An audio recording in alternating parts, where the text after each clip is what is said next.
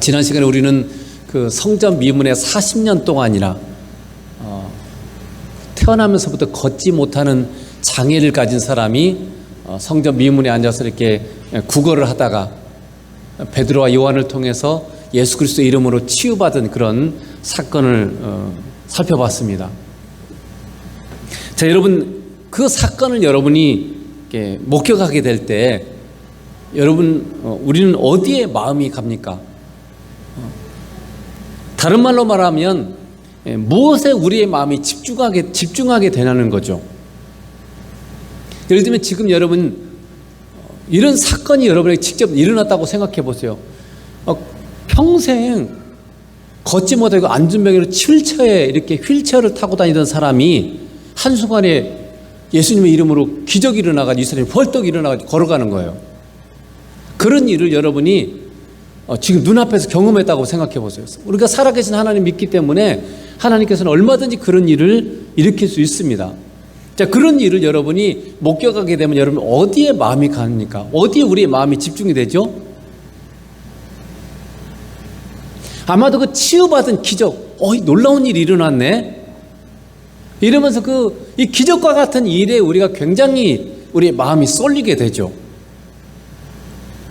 그리고 아마도 공감력이 좀 뛰어난 사람은 이 사람이 40년 동안 고통받았던 그 사람의 아픔을 이렇게 공감하게 되면서 이제는 참 행복하겠다, 이렇게 아마 생각할지도 모르겠습니다. 그러나 여러분, 그렇다면 하나님은 이 사건을 통해서 우리에게 무엇을 말씀하고 싶으실까? 여러분, 그걸 생각해 보셨어요? 우리는 어떤 현상들, 사건들 이쪽에만 자꾸 우리의 마음이 거기만 쏠려요. 이 문제가 있으면 이 문제만 해결되고 문제만 없어지고 내가 어려운데 이 어려움이 사라지고 이런 쪽이면 우리의 마음이 항상 집중이 되잖아요. 어디가 아프면은 이게 얼른 빨리 나아야 되는데, 돈이 없으면 돈이 얼른 생겨야 되는데, 또 우리 자녀가 예를 들면 또 취직해야 되는 그런 시즌이라면 우리 자녀가 얼른 빨리 취직이 잘 돼야 될 텐데, 우리 자녀들 공부하는 때라면 우리 자녀가 참 공부를 잘해야 될 텐데, 어떤 그런 문제들에만 우리의 마음이 굉장히 집중되기 쉬워요. 근데 신앙은 뭐냐면 그런 일들 속에서 하나님이 어떤 마음을 갖고 계시는가, 하나님께서 어떤 것을 목표로 해서 이 일들을 지금 진행해 가고 계시는가, 여기에 우리가 초점을 맞춰야 된다는 거죠. 그게 신앙의 삶이에요. 그래서 오늘 본문을 읽을 때도 마찬가지로 이 앞에 40년 동안 평생 걷지 못하던, 태어나면서부터 걷지 못하고 계속 걷지 못하기 때문에 일도 못하고, 그러니까 항상 구걸하면서 누가 주면 먹고 안 주면 굶어야 되고 이렇게 불행한 삶을 살았던 사람이 하루아침에 걸으면서 뛰면서 하나님을 찬양하는 그런 놀라운 일이 벌어졌는데, 이 일을 통해서 하나님은 뭐를 우리에게 말씀하시고 싶어 하시는가, 우리가 이것을 이 시간 우리가 살펴봤으면 좋겠습니다. 그래서 이 사건에 대해서 오늘 본문은 베드로가 3편의 설교가 기록되어 있어요. 베드로가 이 사건에 대해서 이런 일이 벌어지니까 사람들이 막 놀라갖고 이게 모이는 거예요. 평생 이게 구걸하던 사람이 낫고 나니까 베드로와 요한하고 떨어지려고 안 해요. 베드로가 요한이 어디를 가든지 그냥 계속 붙어서 같이 가니까 사람들이 깜짝 놀란 거죠. 저 사람이 지금 그 구걸하던 거지가 아니냐, 걷지도 못하는 사람이 어떻게 저렇게 걷고 있지? 그러면서 사람들이 막 신기하게 여기면서 다 지금 몰려드는 거죠. 그래서 솔로몬의 행각이라고 말하는 이게 지금 팔각정 형태의 어떤 그런 것인데, 거기에 사람들이 이제 모였어요. 그래서 베드로와 요한이 이것에 대해서 지금 설교를 하는 거죠. 그 내용이 지금 이 본문의 내용이고, 그래서 이 베드로의 설교의 내용이 핵심이 뭔지를 우리가 지금 살펴보고자 하는 거죠. 그게 지금 바로 하나님께서 우리에게 깨우쳐 주시고자 하는 하나님의 의중이라는 거죠. 첫째는 이 사건을 통해서 하나님 우리에게 뭘 말씀하시는가. 사도행전 3장 10절을 보면 이렇게 되어 있어요. 베드로가 이렇게 말하죠. 너희가 거룩하고 의로운 자를 부인하고 도리어 살인한 사람을 놓아주기를 구하여 생명의 주를 죽였도다. 그러나 하나님이 죽은 자 가운데서 살리셨으니 우리가 이 일의 증인이로라. 그러니까 이 일이 예수님 때문에 일어나는데, 이 예수 그리스도가 거룩한 분인데 바로 그 거룩하고 의로운 자를 너희가 부인하고 죽였다, 이렇게 얘기를 하는 거죠. 생명의 주를 죽였도다. 그러나 하나님이 그 예수님을 부활시켜셨다, 다시 살리셨다. 이 일에 우리가 증인이다. 이렇게 지금 베드로가 요한이 말한 거죠. 그러니까 베드로가 증거하는 이 내용의 핵심은 40년의 그 걷지 못하는 장애에서 고침받게 하신 분은 바로 예수 그리스도다라고 지금 말하고 있는 것이고, 그 예수 그리스도가 거룩하고 의로운 분이시며 생명의 주라, 이렇게 지금 말씀하고 있다는 거죠. 즉 예수 그리스도는 거룩하신 하나님이라는 뜻입니다. 거룩은요, 하나님께만 쓰는 단어예요. 거룩이란 말이 뭐예요? 다르다. 하나님과 인간을 달리 표현할 방법이 없어요. 사람과 하나님이 어떻게 하나님에 대해서 어떤 묘사를 해야 되는데 어떤 말로 형용을 해도 하나님을 묘사할 수가 없어요. 그래서 어떻게 했냐면 사람과 다르다, 다른, 현격하게 다른 존재라는 그런 의미로 이걸 거룩 이렇게 해놓은 거죠. 그래서 예수님이 거룩하다는 말은 예수님이 바로 하나님이시다 이런 말이에요. 그리고 그 예수님 우리에게 생명을 주시는, 이게 생명의 주라고 되어 있죠. 생명을 주시는 하나님이심을 선포하고 있는 거죠. 그러니까 무슨 말을 하냐면, 하나님은 모든 일, 모든 사건을 통해서 하나의 목적을 가지고 일하십니다. 여러분, 이 세상에 많은 일들이 일어나죠. 한 나라의 입장만 봐도 굉장히 많은 일들이 일어납니다. 제가 의아하게 생각하는 것 중에 하나도 뭐냐면, 여러분, 우리나라가 남북으로 지금 분열이 돼 있잖아요. 분단되어 있죠.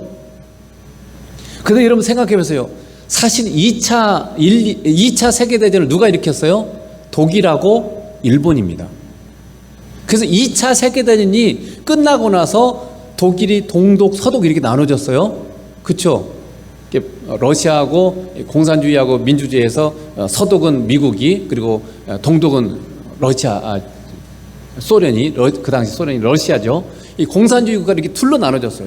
그러면 당연히 누가 나눠져야 돼? 일본이 나눠져야 돼. 일본이 둘로 나눠져서 하나는 뭐 민주주의 쪽으로, 또 반은 공산주의, 이렇게 해야 돼요. 근데 왜 일본이 안 나눠져? 우리나라가 나눠져 버렸어요? 희한하죠? 이게 뭔가 하나님의 기이한 계획이 있다는 거예요. 이게 지금 우리 민족을 향한, 도저히 일어나서는 안 될 일이 이상하게 일본이 나눠졌는데 우리나라가 나눠진 이 일이 뭔가 하나님의 놀라운 계획이 있다는 거예요. 우리 민족을 향한. 어쨌든 간에 한 민족을 향해서도 뭔가 이런 일들이 많이 일어나고, 여러분 개인적으로 내 개인의 삶을 보면 어려서부터 태어나서 이렇게 성장해 가면서 많은 일들을 만나게 됩니다. 여러 가지 어려운 일들을 만나기도 되고, 뭐 상상할 수 없는 일을 만나기도 하기도 하고, 많은 일들을 경험하게 돼요. 근데 그 모든 일들이 성경은 뭐라고 말하냐면 하나님의 통치 가운데 이루어지는 것입니다. 하나님이 그걸 다 우리에게 주셨다는 말이 아니에요. 그게 사람의 어떤 악함, 사람에 의한 어떤 일이든 또는 사탄에 의해서 벌어진 일들이든 간에 그 모든 일 위에는 하나님이 계세요. 하나님이 그 모든 것을 막을 수도 있고 때로는 허락할 수도 있어요. 그러니까 우리의 인생에서 벌어지는 모든 일들은 다 결국은 궁극적으로는 하나님의 통치 가운데 왔다, 이렇게 우리가 믿는 거죠. 근데 하나님께서 그 일을 그렇게 진행하시는 데 있어서 하나의 목적만 갖고 있어요. 그 하나의 목적이 뭐냐면 사람들이 예수 그리스도가 누군지를 알고, 그리고 예수 그리스도를 만나고 믿게 하는 것이고, 또 예수님과 함께하는 삶을 살게 하는 것입니다. 이게 하나님의 목적이에요. 그 여러분의 삶에서 어떤 일이 벌어지든 간에 그 일이 벌어지는 목적이 뭐라고요? 예수님을 만나고 예수님을 알게 되고 예수님을 만나게 되고, 그리고 예수님과 함께하는 삶을 살도록 하는 것이 목적이에요.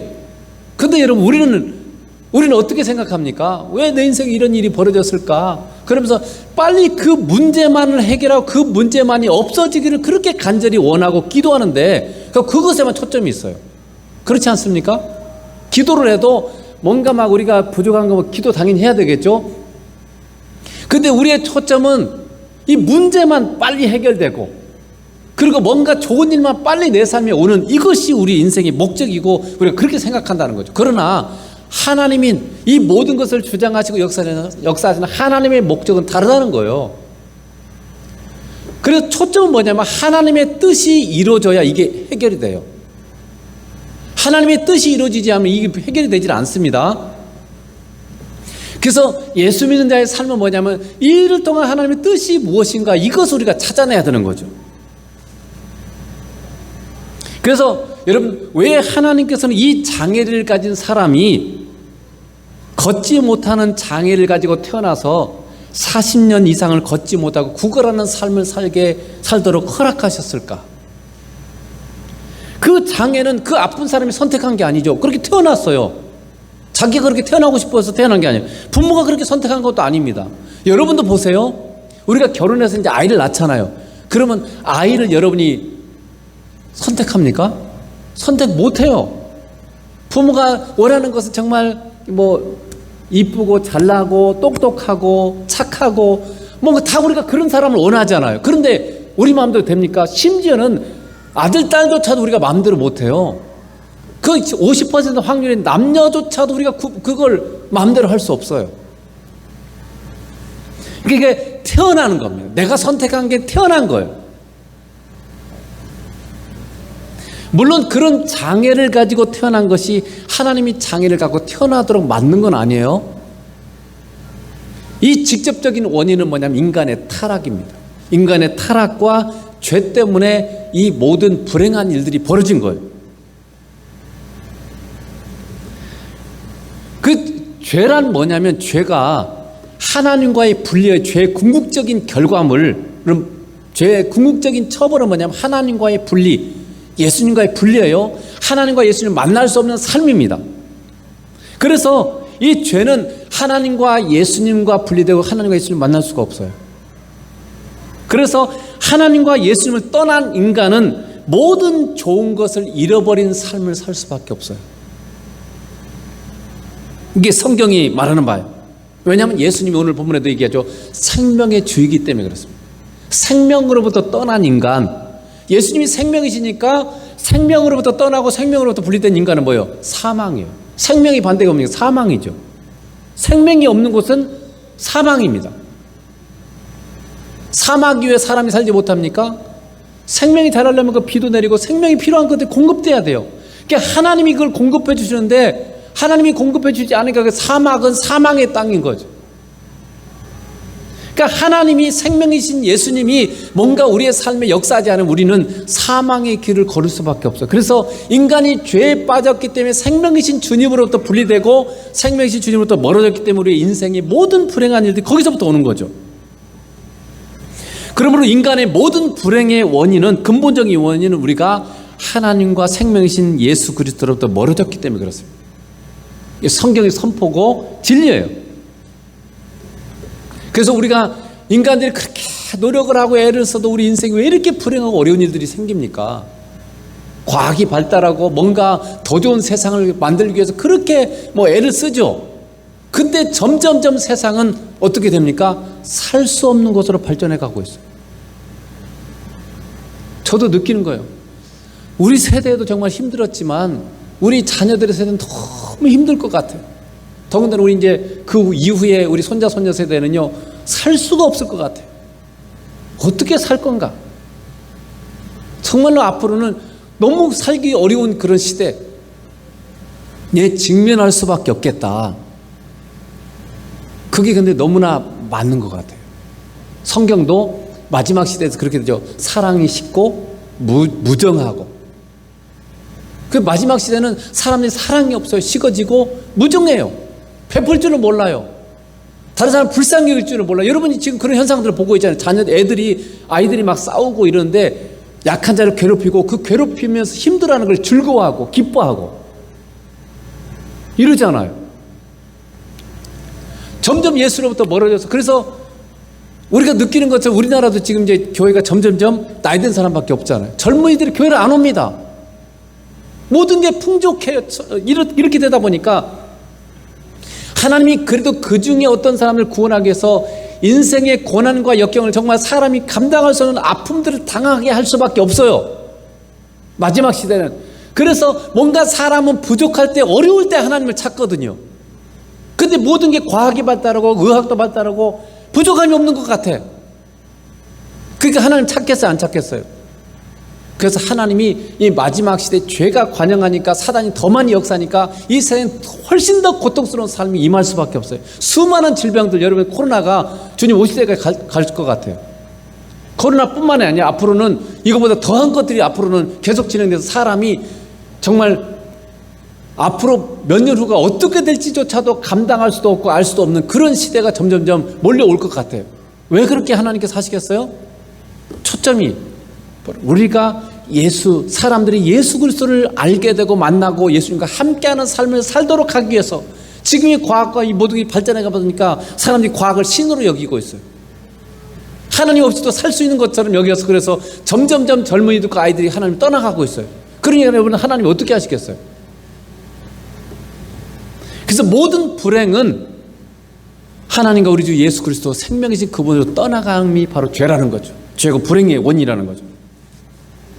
자, 그럼에도 불구하고 여러분 모든 죄인이 걷지 못하는 장애를 갖고 태어나는 건 아니잖아요. 하나님께서 그 장애를 가진 사람이 그 장애 때문에 예수님을 만나도록 하기 위해서 그 장애를 허락하신 거예요. 이게 놀라운 초점입니다. 예수 그리스도를 만났을 때 장애의 치유를 받았죠. 평생 걷지 못하는 그 장애, 세상의 의학으로 해결할 수 있는 그 장애를 치유를 통해서 자신을 괴롭히던 장애에서 자유케 되었습니다. 그리고 여러분 예수님을 만날 때 그게 치유를 받지 않아도 장애를 극복할 수 있는 그런 자유를 우리에게 또한 허락하십니다. 예수 그리스도 안에서 치유를 통해서 자유롭게 되는 자도 있고 여전히 치유받지 못했지만 그 장애에서 자유롭게 되는 사람도 있어요. 이게 놀라운 하나님의 은혜죠. 여러분 사도 바울도 자기가 가진 병이 있었습니다. 그래서 병이 낫기를 3번이나 간절히 기도했죠. 그런데 그런데 기도했지만 치유는 받지 못했어요. 그러나 응답을 지금 우리가 읽을 이 기도의 응답을 받고 도리어 크게 기뻐함으로 말미암아 병은 여전히 있었지만 자유했어요. 자, 고린도후서 12장 9절을 보세요. 내게 이르시기를 내 은혜가 네게 족하도다. 이는 내 능력이 약한 데서 온전해짐이라 하신지라. 이러므로 도리어 크게 기뻐함으로 나의 여러 약한 것들에 대하여 자랑하리니 이는 그리스도의 능력으로 내게 머물게 하려 함이라. 이게 무슨 말이냐면요, 사도 바울이 자기를 병을 고쳐달라고 3번 하나님께 기도해서 그랬더니 하나님이 이렇게 응답하셨어. 주님이 내 은혜가 내게 족하도다. 내가 너에게 준 은혜가 풍성하다. 그렇게 말하면서 이런 말을 해요.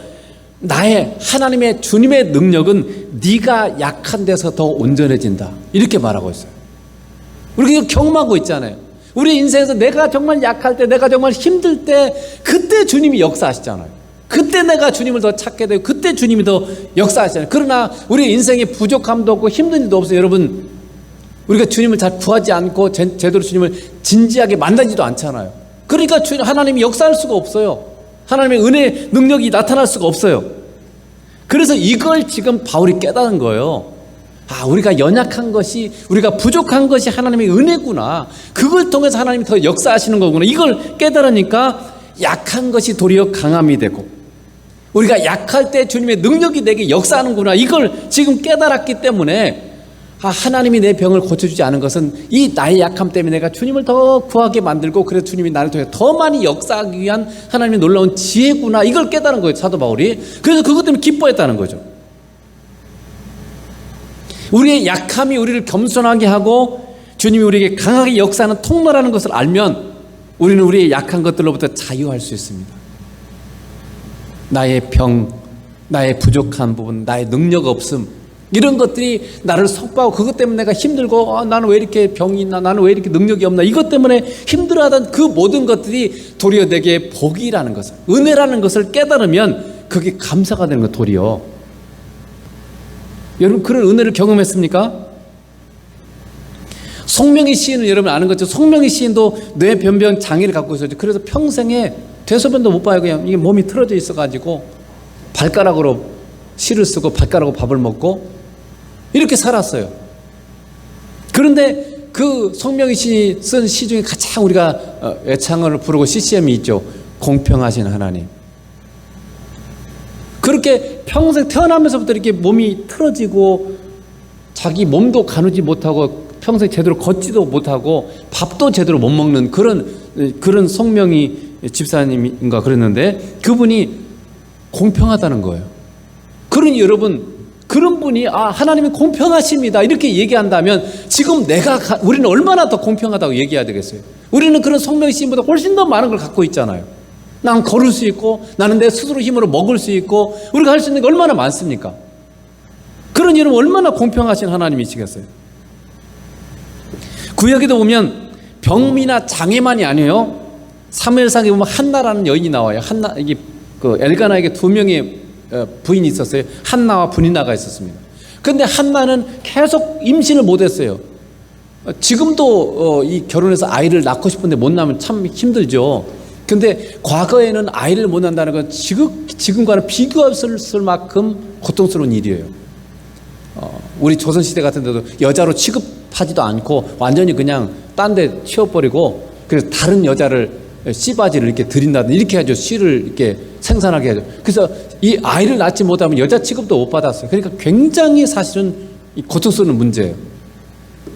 근데 한나가 임신을 못하고 있고, 그런데 한나가 더 이뻤는지 남편이 한나를 더 사랑했어요. 근데 이 브이나라는 여인은 아이를 낳고 있었어요. 아이가 있었어요. 근데 좀 남편의 사랑을 좀 덜 받았어요. 그러니까 이 브니나가 계속 이 한나를 공격하는 거예요. 말로 막 아픈 데를 쑤시고 그 다음에 자존심을 상하게 만들고, 이 아이도 못 낳는 여자야, 뭐 너는 여자도 아니다, 뭐 이런, 예를 들면 그렇게 얘기하면서 굉장히 고통스러운 말을 한 거죠. 이 감각이 지금 우리가 감각하는 건 굉장히 다르죠. 그 시대에 보면. 그래서 그 고통 때문에 한나가 하나님 앞에 기도하죠. 그 고통 때문에 하나님을 만나고, 그래서 하나님이 기도를 들어주셔서 아이를 낳게 만들면서 하나님을 찬송하는 그런 놀라운 사람. 그리고 그 낳은 아이가 누구냐면 사무엘이에요. 엄청나게 놀라운 은혜를 입었죠. 그 고통 때문에 하나님을 만났고 놀라운 은혜를 입었어요. 반대로 그러나 브니나는 자기가 남편의 사랑을 받지 못하는 그 고통스러움을, 그러니까 브니나도 사실 불행한 여인이에요. 근데 그 아픔을 어떻게 했어요? 하나님을 찾아가는 게 아니고 한나를 공격했어요. 사람한테 풀어버렸어요, 그걸. 그러니까 브니나는 아무것도 얻지 못했어요. 계속 그 아픔을 갖고 사는 거예요. 이게 인간의 불행이에요. 여러분, 우리 인간들이 보통 어떻게 하냐면 어떤 어려운 문제가 생기면요, 그 문제를 가지고 하나님께 나아가야 되는데 하나님께 안 나가고 그 문제의 원인이라고 생각하는 사람을 막 공격해요. 이게 인생들의 불행이에요. 지금 우리 사회도 그런 게 많잖아요. 물론 어떤 일이 있을 때 그 원인을 해석하고 어떤 뭔가 개선하고 이런 게 필요하긴 하죠. 근데 많은 문제들이 뭐냐면 어떤 어려움이 있으면 사람한테 풀고 뭔가 사람을 죽이고 사람한테 풀어버리려고 하는, 거기서 끝내버려요. 그게 문제죠. 그러므로 여러분의 인생에서 일어나는 어떤 어려움이나 질병이나 고통스러운 문제라도요, 그 목적은 뭐라고요? 예수님을 만나게 하는 거예요. 예수님 앞에 여러분이 나가도록 하기 위해서, 그리고 예수님과 더 깊은 관계를 맺도록 하기 위해서 하나님께서 그런 어려운 문제도 우리에게 허락하셨다는 거죠. 우리의 모든 것을 통치하시는 분이 바로 예수님, 그분이시라면 우리가 그 고통에서 예수님을 찾고 만날 때 그 어려움이 변화해 복이 되는 놀라운 은혜를 우리가 경험하게 될 것입니다. 여러분은 여러분이 당한 문제들에 대해서 주님과 마음을 나누고 계십니까? 내 인생에 뭔 일이 안 풀리고 어려움이 있어요. 그러면 여러분 주님과 마음을 나누고 있어요? 단순히 불평하는 것이 아니라 진지하게 주님의 음성을 듣고자 하는 마음으로 기도해 보세요. 이렇게 하는 거죠. 주님, 왜 내 인생에 이런 일이 벌어졌습니까? 주님은 이 일을 통해서 저에게 뭘 깨우쳐 주고 싶으십니까? 제가 무엇을 저에게 가르쳐 주고 제가 알기를 원하십니까? 주님 말씀하시면 제가 순종하겠습니다. 이게 주님과 마음을 나누는 기도예요. 여러분이 기도를 할 때 반드시 내가 주님의 음성을 들어야 돼요. 내가 주님 앞에 물어보고 주님이 뭔가 내게 말씀하시면 내가 듣고 순종하겠습니다. 이게 대화예요. 그냥 문제만 막 얘기해버려 끝, 이러면 안 됩니다. 신앙은 뭐냐면 예수님과의 대화예요. 기도는 대화예요. 교제예요. 사귐이에요. 그러니까 내가 예수님의 의중, 이 일을 뭔가 어떤 우리 인생의 모든 일들이 주님을 만나는 거라 그랬잖아요. 그러면 이 일을 뭔가 하나님이 뭘 원하시는가를 주님께 기도로 물어봐야 돼, 하나님께. 그리고 뭔가 하나님이 이를 통해서 우리에게 이루고자 하는 게 뭐냐면 주님을 더 깊이 만나고 내가 거룩해지는 거라 그랬죠. 그렇다면 뭔가 나가 변화될 부분이 있어요. 변화돼야 될 부분, 내가 성장해야 될 부분이 있는 거예요. 그걸 제게 알려주세요. 저는 미련해서 어리석어서 잘 깨닫지 못합니다. 제가 알 수 있도록 선명하게 말씀해 주세요. 그럼 제가 순종하겠습니다. 이 태도와 자세가 여러분에게 굉장히 중요해요. 많은 사람들이 기도하는데 이 자세를 안 가져요. 순종하려고 하는 마음이 별로 없어요. 그냥 문제만 해결하면 되겠습니다. 뭐 저는 제 마음대로 내가 자유롭게 살고 싶으니까 저를 속박하지 마세요. 난 내 마음대로 살게 해주세요. 그리고 내가 필요할 때만 한 번씩 도와주세요. 예수님은 그런 정도로밖에 취급하지 않고 그냥 예수님은 내 종처럼 내가 어려울 때만 한 번씩 도와주는 존재. 그게 종이지 예수님 주님이겠어요? 그러니까 하나님을 예수님 우리가 종처럼 그렇게 대우하는 그런 신앙생활 하는 사람 너무 많아요, 생각보다요. 그래서 신앙이라고 하는 것은 바로 주님과의 교제고 예수님을 내 삶의 주인으로 모시는 거죠. 주님이 뭔가 우리에게 말씀하신 걸 내가 순종하겠다는 그런 삶의 태도를 가지고 물어보는 거죠. 그래서 우리의 모든 삶에 대해서 우리와 함께 하시는 주님의 의중과 심정을 묻고 그리고 순종하는 삶, 이게 바로 신앙의 삶이죠. 그래서 그런 이 만남을 통해서 주님이 우리에게 얼마나 좋은 것을 주시고 싶어 하시고 우리를 얼마나 사랑하는지를 경험하는 것이 바로 성도의 삶인 거예요. 두 번째는 믿음을 주시는 분이십니다. 자, 3장 16절 킹제임스 버전을 통해서 제가 이렇게 기록을 해서 좀 더 정확하기 때문에, 자, 그분의 이름을 믿는 믿음을 통하여 그분의 이름이 너희가 보고 아는 이 사람을 강건하게 하였으니 참으로 그분으로 말미암은 믿음이 너희 모든 사람 앞에서 그를 이같이 완전히 낫게 하였느니라. 그러니까 무슨 말이냐면 예수 그리스도께서 이 병자를 강건케 하셨다는 거죠. 예수님의 이름을 믿는 믿음을 통해서 예수님이 병자를 강건하게 하신 거예요. 그러니까 예수님이 강건하게 하셨는데 뭐를 통해서요? 예수님을 믿는 믿음, 이걸 통해서 강건케 하셨다는 거죠. 그러면 이 믿음이 어디서 났습니까? 이 믿음이 뭐라고 되어 있냐면 그분을 믿음으로 말미암는 믿음, 그분으로 말미암는 믿음, 이렇게 되어 있죠. 참으로 그분으로 말미암는 믿음, 이렇게 되어 있어요. 그게 무슨 말이냐면요, 예수님이 주신 믿음이라는 뜻이에요. 그래서 그러므로 믿음은 예수님에 의해서 주어지는 것이며 믿음의 대상은 예수님이세요. 항상 누구를 믿는 겁니까? 예수님을 믿는 거죠. 그리고 그 믿음은 예수님으로부터 우리에게 오는 것입니다. 그러니까 예수님이 아닌 다른 존재를 믿으면 우리의 인생에 진실로 진짜로 좋은 것은 오지 않습니다. 세상에서 잠시 좋은 것처럼 보이는 건 올 수 있을지 모르지만 예수님을 여러분 믿지 않으면 좋은 것이 올 수 없어요.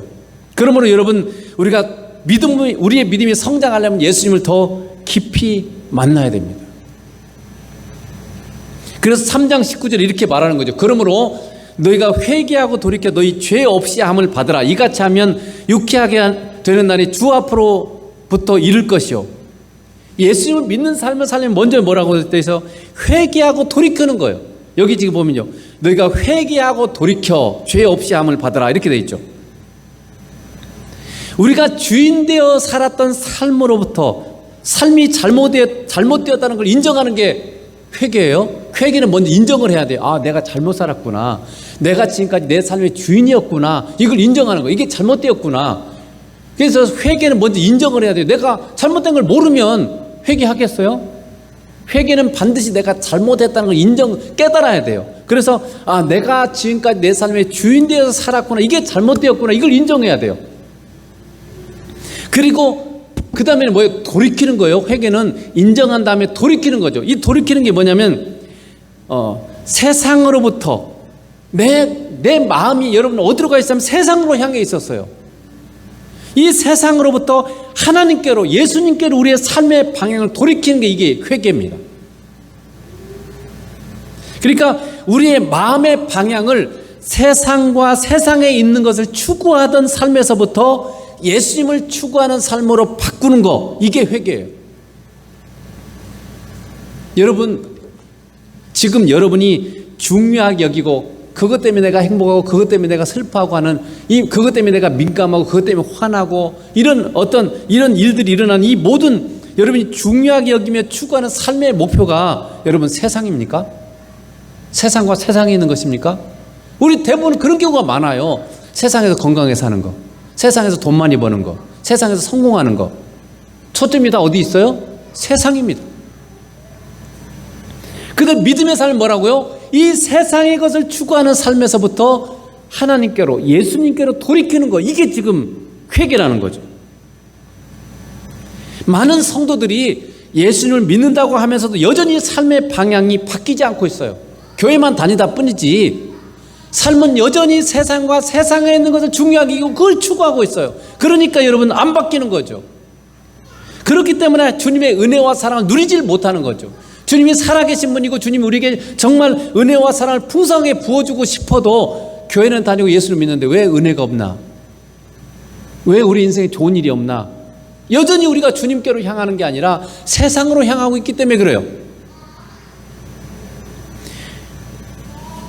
예수님은 우리를 만나고 우리와 사랑을 나누기 위해서 하늘의 모든 것을 버리시고 십자가의 고통을 겪으면서 우리에게 오셨습니다. 그러니까 예수님이 나를 만나기 위해서 나와 사랑을 나누기 위해서 그분이 가진 모든 것을 다 버리시고 희생해 가면서 우리에게 오신 거예요. 여러분이 예수님 믿을 때. 그런데 여러분, 우리는 진짜로 주님과 만나고 사랑하기 위해서 무엇을 여러분 포기하고 있습니까? 정말 여러분이 예수님을 내가 더 깊이 만나고 정말 예수님과 진지한 어떤 삶, 만나는 삶, 예수님과 진지한 사랑을 나누기 위해서 여러분이 포기한 게 뭡니까?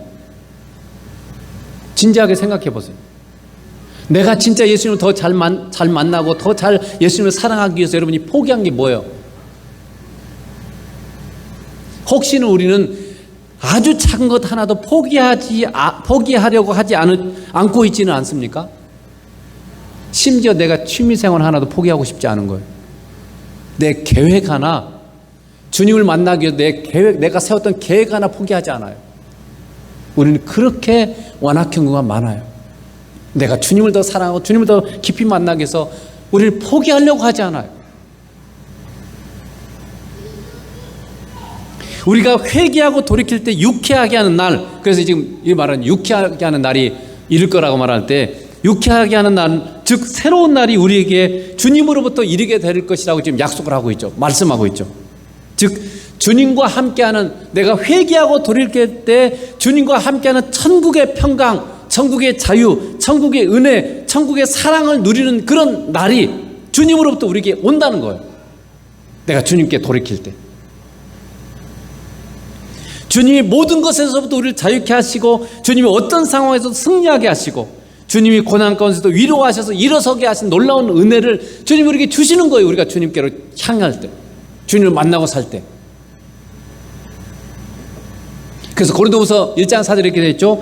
우리의 모든 환난 중에서 우리를 위로하사. 정말 우리가 여러분 어려울 때 주님이 우리를 위로해 줘야만 우리가 그걸 이겨낼 수 있어요. 주님의 위로가 있으면 아무것도 아니에요. 세상 모든 게 그렇게 나를 괴롭히고 내가 살 수 없다고, 도저히 살 수 없을 것 같은 그런 상황에서 주님의 위로가 임하면요, 능히 그걸 이겨내요. 그래서 위로하사 우리로 하여금 하나님께 받은 위로로서 모든 환난 중에 있는 자들 능히 위로하게 하시는 일이시로다. 그래서 위로받는 삶을 넘어서서 그런 나와 같은 그런 어려움을 당하는 사람을 위로하는 자로 설 수 있도록 세우는 게 하나님의 목표예요. 나만 위로받는 정도가 아니라 다른 사람까지 살려주는 사람, 다른 사람까지 위로해주는 사람, 복의 근원. 하나님은 나에게 복을 주실 뿐만 아니라 나를 통해서 세상에 복을 주실 복의 근원으로 하나님이 우리를 사용하시기를 원하세요. 나 혼자 세상에서 조금 잘 살고 이런 정도가 아니야. 하나님의 목표는 나를 복받게 만드셔서 나를 통해서 하나님의 복을 세상에, 나라는 존재를 통해서 더 많은 사람에게 흘려보내고 싶은 그런 존재로 하나님이 나를 세우시기를 원하는 거죠. 근데 내가 주님을 안 만나고 자꾸 세상 것을 추구하고 있으니까 이게 안 이루어지는 거예요. 나도 힘들고 하나님도 슬퍼하시고. 여러분, 주님으로부터 받은 위로가 있습니까? 어떤 고난에서도 흔들리지 않고 안식하며 평강할 수 있는 믿음이 있습니까? 그것이 어디로부터 오죠? 바로 예수님으로부터 온다는 거죠. 우리가 주님과 만나고 함께하는 것을 인생의 목표로 삼고 살수록 주님으로부터 우리에게 정말 더 많은 믿음이 오게 되고 우리의 삶은 더욱더 놀라운 하나님의 자녀의 영광스러운 삶으로 여러분 변화될 것이란 거죠. 우리가 믿는 하나님, 여러분의 아버지가 가장 부자세요. 이 우주에서 가장 부자세요. 그리고 우리가 믿는 여러분을 너무나 사랑하신다. 여러분의 아버지가 가장 놀라운 지혜를 가지신 분이고 가장 놀라운 능력을 가지신 분이세요. 그런 분의 자녀로 살아가는 삶이 뭐냐면 예수 믿는 자의 삶이에요. 그런데 여러분의 삶은 그렇습니까? 이 놀라운 삶이 여러분의 것입니까? 가장 부자이신 분, 가장 지혜로우신 분, 가장 능력 좋으신 분이 우리의 진정한 아버지예요. 나를 너무나 사랑하시는 분이 바로 우리 아버지세요. 그런 놀라운 분을 아버지로 모시고 사는 그분의 자녀인 우리는 왜 세상에서 짓밟히고 아무것도 아닌 것처럼 그렇게 여러분 살아가고 있습니까? 이게 말이 됩니까? 왜 그렇나요? 예수님을 안 만나니까 그래요. 예수님께로 우리에게 마음이 향하고 계속 예수님을 추구해야만, 예수님 안에서만 이게 내게 누려지게 돼 있어요. 예수님 안에서만 하나님이 이 모든 걸 내게 주시기 때문에 가능한 거예요. 예수님 안에서만 가능한 거예요. 그러니까 여러분이 내가 예수님과 깊은 교제, 예수님과 깊은 만남 속에 있지 않으면 하나님이 아무리 주고 싶어도 안 되는 거예요. 하나님 예수님 안에서만 주도록 이걸 만들어 놓으셨거든요. 그래야 우리가 주님을 만나고 사랑하게 되잖아요. 예수님 없이도 막 퍼주어버리면 누가 예수님 만나러 오겠어요? 하나님 우리를 그렇게 사랑하시는데 절대 예수님 만나러 아무도 안 올 거 아니에요. 세 번째로 복을 주시는 분이십니다. 자, 이번에는 쉬운 성경을 좀 더 봤어요. 3장 26절에 하나님께서 하나님의 종을 세우셔서 여러분 한 사람 한 사람을 악한 길에서 돌이키게 하시고 복을 주시려고 그분을 먼저 여러분에게 보내셨습니다. 예수님에 대한 얘기죠. 예수님을 보내신 이유가 뭐라고요? 우리에게 복을 주시려고. 악한 길에서 돌이키게 하셔서 복을 받게 하려고 예수님 보내셨다는 거죠. 복이 뭡니까? 복이. 여러분이 이 언어학자는 아니지만 자꾸 생각을 많이 해야 돼요. 복이 뭐지? 복이 뭘까? 복의 근원으로 자꾸 들어가야 돼요. 이 복이란 말이 무슨 말인가? 그 단어의 원형이죠. 단어의 뜻을 찾는데 뜻으로부터 더 근본과 본질 속으로 들어가야 돼요. 그래야만 이게 찾아지는 거예요. 복이라는 것은요, 세상 어떤 것이 아니에요. 예수님 자신이 복입니다. 복은 다른 게 아니에요. 하나님 자신이 복이에요. 그래서 복이신 예수님이 내 안에 오셨기 때문에 내가 복 있는 자예요. 아시겠어요? 내가 복 있는 자, 복을 누리는 자는 어떻게 되냐? 복이신 예수님이 내 안에 오시면 내가 복 있는 자가 되고 그리고 복을 누리는 자가 될 수 있어요. 자, 사도행전 3장 25절에 이렇게 되어 있죠. 너희는 선지자들의 자손이요 또 하나님이 너희 조상으로 더불어 세우신 언약의 자손이라 아브라함에게 이르시기를 땅 위의 모든 족속이 너희의 씨를 인하여 복을 받으리라 하셨으니. 여기 지금 하나님께서 아브라함에게 말씀하셨을 때 너의 씨로 말미암아 모든 땅의 모든 족속이 복을 받으려 할 때 이 너의 씨가 누구예요? 여기 너의 씨는 단수로 되어 있어요. 단수. 한 사람을 말해. 한 사람. 바로 예수 그리스도를 말하는 거죠. 그러므로 하나님께서 말씀하는 복을 받는 삶이라는 것은 뭐냐면 복이신 예수님과 함께하는 삶이 바로 복 있는 자예요. 이게 복 있는 삶이에요. 하나님은 예수 그리스도 안에서만 우리에게 모든 걸 주십니다. 신자의 삶이란 예수님을 따라서는 아무것도 누릴 수 없는 삶이에요. 오늘 병자가 사도행전 3장에 병자가 고침을 받고 불행과 어둠에서 행복과 소망으로 가득 찬 삶으로 바뀐 게 누구를 만났기 때문입니까? 베드로와 요한을 통해서 예수님을 만났기 때문에 예수님을. 우리는 예수님과 만나고 함께 할 때만 하늘의 은혜, 하늘의 평강, 하늘의 만족을 누릴 수 있습니다. 자, 요한일서 3장 8절에 보면 죄를 짓는 자는 마귀에게 속하나니. 그러니까 여러분이 예수님을 멀어지면 우리는 다 마귀에게 속해요. 마귀의 종노릇해요. 마귀의 지배 아래에 있다는 뜻입니다. 마귀를 벗어날 수 없어요. 마귀는 처음부터 범죄합니다. 하나님의 아들이 나타나신 것은 마귀의 일을 멸하라 하십니다. 죄가 뭐냐면요, 아까 죄의 근본적인 결과는 하나님과 분리라 그랬죠. 죄라는 말은 히브리어 하르마티아인데 이 말은 관역에서 벗어났다 이런 뜻이에요. 관역에서 벗어났다. 화살이 관역에 딱 정중앙에 딱 맞았는데 이게 관역에서 벗어나고 저쪽으로 옆으로 빠져버렸어. 이게 죄예요. 하르마티아인데 이 말은 성경에서 어떤 의미냐면 어떤 의미냐면요, 하나님께서 정해주신 길을 벗어난 삶, 이게 죄예요. 그러니까 하나님은 우리 인생이 예수님과 함께하며 살도록 목표하셨어요. 우리 인생은 목적이 뭐냐면 내가 예수님과 함께하며 살도록 하나님 우리 인생을 창조하셨어요. 그런데 우리 인생이 그 예수님을 벗어나서 살고 예수님을 만나지 않고 사는 삶이 뭐라고요? 그게 죄예요. 그러면 우리가 예수님과 함께하지 않으면 우리는 마귀에게 속한 자가 되는 거예요. 죄를 짓는 자는 뭐라고요? 마귀에게 속한 아이. 여러분이 예수님을 만나지 않고 예수님과 함께하지 않으면 뭐 하고 있는 거예요? 죄 짓고 있는 거예요. 관역에서 벗어났죠. 하나님이 우리 인생에 주신 길을 벗어난 거예요. 그럼 그게 뭐예요? 죄 짓는 거예요.